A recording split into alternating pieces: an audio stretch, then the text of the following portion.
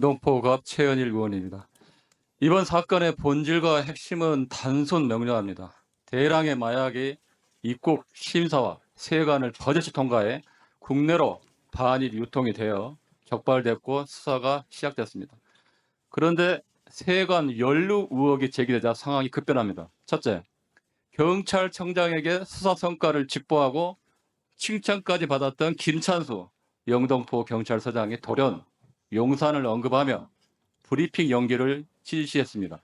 둘째, 서울경찰청은 세관 내용을 빼라며 보도자료 수정을 지시하고 브리핑을 연기하고 사건 이첩까지 지시했습니다. 셋째, 지휘 권한도 없는 조병로 경무관이 수사 담당자에게 세관을 언급하며 압력을 넣었습니다. 넷째, 관세청은 수사 담당자를 직접 찾아오고 수차례 전화까지 하면서 브리핑과 보도자료 방향을 바꾸려 했습니다. 독립성과 중립성을 요하는 경찰의 형사사법 절차가 심각하게 훼손된 겁니다. 명백한 수사 이합이고 그게 이 사건의 본질입니다. 김찬수 행정관님께 질의하겠습니다. 증인, 작년에 영등포 경찰서장으로 계셨죠? 네, 그렇습니다. 얼마나 계셨습니까? 7월 말부터 6개월 계셨죠? 그렇습니다. 보통 1년 정도 근무하고 보통 이제 이전하는데 6개월 만에 또 대통령실에 가셨어요?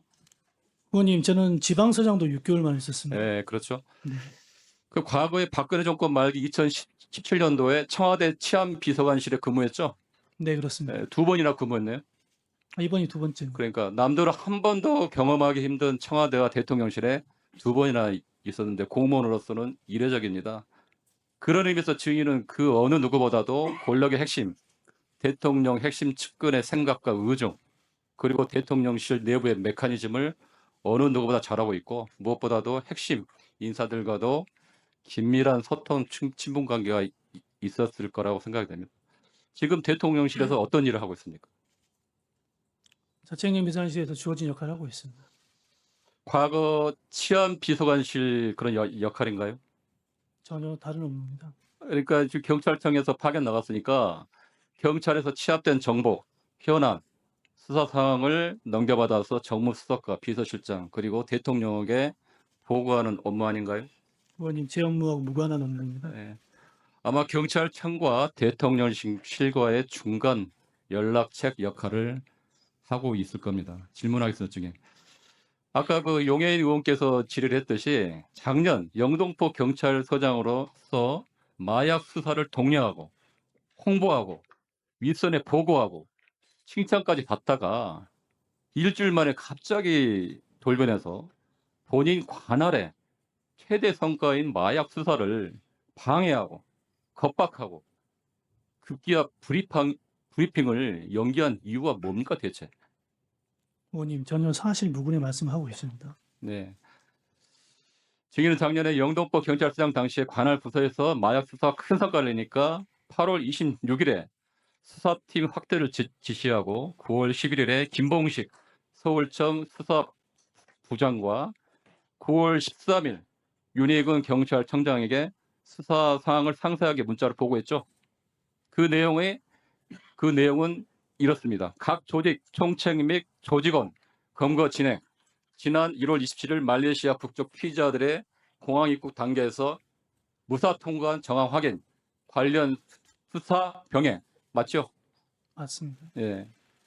그때 윤희근 경찰청장은 아주 훌륭하다고 극찬하면서 성과를 대내적으로 알리라고 격려하는 답장까지 보냈습니다. 그때 증인은 상당히 고무되었던 걸로 알고 있습니다.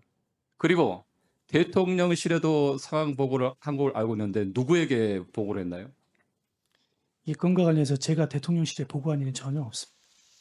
그 2번이나 청와대나 대통령실에 이제 근무할 정도로 정무적 감각이 좋고 또 본인이 관할하는 경찰서에서 가장 큰 마약 수사 성과를 냈는데 그리고 지금 윤석열 정부에서 가장 최대 관심사인 마약 수사 현안이고 당연히 대통령실에 보고하고 또 본인의 성과로 인정받고 싶은 거 아닌가요? 당연한 거 아닌가요, 이게? 경찰서장 개인이 대통령실에 보고할 이유가 뭐가 있겠습니까? 지금 증인께서는 지금 경찰서장 6개월 만에 또 대통령실로 옮길 정도로 대통령실과 친분도 있고 그쪽 상황을 너무 잘 알고 있잖아요. 아니, 그런 거는 누구나 추측할 수 있지 않을까요? 의원님, 제가 좀 되묻고 싶습니다. 제가 만약에 진짜 용산이랄지 대통령실에 외압이랄지 부탁을 받았다면 소위 말해서 저 브리핑 연기 지시뿐만 아니라 모든 걸 깔끔하게 처리해야 됐지 않을까요? 네. 오히려 영등포의 당시 저기- 형사 이과장을 발령시키고 압수수색도 못하게 하고 저기- 그래야 되는 거 아닌가요? 그 수사를 독려하고 홍보하고 수사의 치적을 본인이 스스로 내세우다가 9월 20일 날 일정이 갑자기 입장이 바뀝니다. 그날 9월 20일 날 어떤 일이 있었습니까? 그날 국회 앞에서 큰 집회가 있었죠. 맞습니다. 네, 그때 노란 봉투법 관련 금속 노조 집회. 수천 명의 인원이 국회 앞에서 1박 2일로 노숙 집회가 있었죠. 맞습니다. 그리고 오전 11시에 국회 경비대에서 현장 대책회의를 했습니다. 그렇죠. 맞습니다.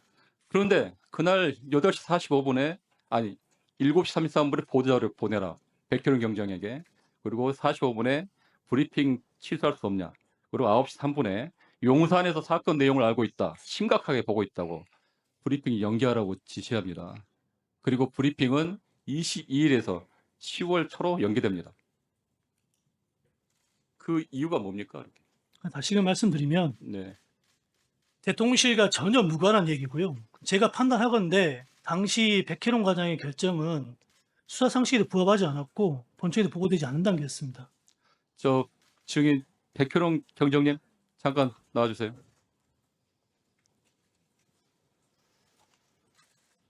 지금 김찬수 소장이 계속 그걸 부인하고 있는데 그때 사항에 대해서 어땠는지 다시 한번 말씀해 주시기 바랍니다.